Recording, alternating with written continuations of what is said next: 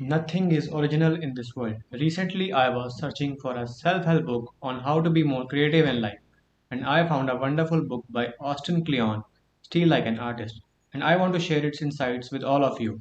Good morning, everyone. Myself, Amritpreet Bhatia from Electrical Branch.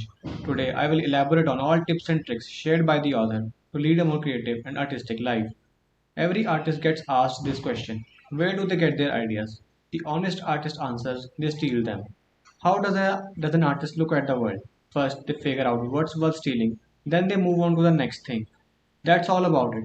When you look at the world this way, you stop worrying about what's good and what's bad. There's only stuff worth stealing and stuff that's not worth stealing.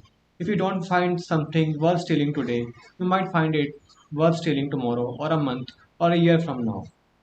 In the next chapter, the author starts by saying that don't wait until you know who you are to get started.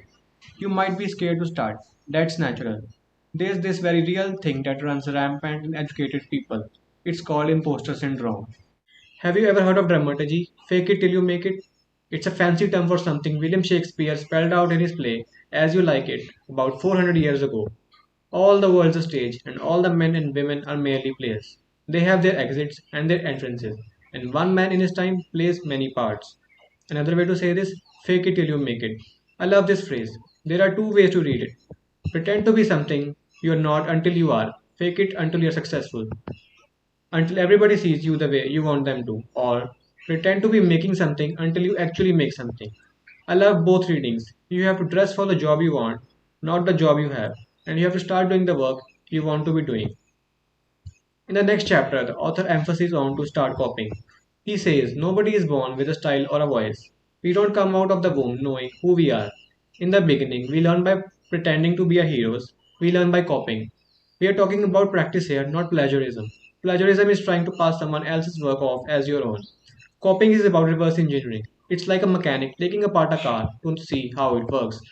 We learn to write by copying down the alphabet. Musicians learn to play by practicing scales.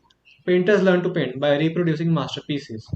First, you have to figure out who to copy. Second, you have to figure out what to copy. Who to copy is easy. You copy your heroes, the people you love, the people you are inspired by, the people you want to be. What to copy is a little bit trickier. Don't just steal the style, steal the thinking behind the style. You don't want to be looking like your heroes, you want to see like your heroes. The reason to copy your heroes and their style is so that you might somehow get a glimpse into their minds. That's what you really want, to internalize their way of looking at the world. The next chapter's title is much deeper. Write the book you want to read. The movie Jurassic Park came out on author's 10th birthday. He loved it. The minute he left the theater, he was dying for a sequel. So he sat down next day at his old PC and typed one out. The best advice is not to write what you know, it's to write what you like. Write the kind of story you like best. Write the story you want to read. Draw the art you want to see. Start the business you want to run. Play the music you want to hear. Build the products you want to use. Do the work you want to see done. The same principle applies to your life and career. Whenever you are at a loss for what move to make next, just ask yourself, what would make a better story? Thank you and have a nice day.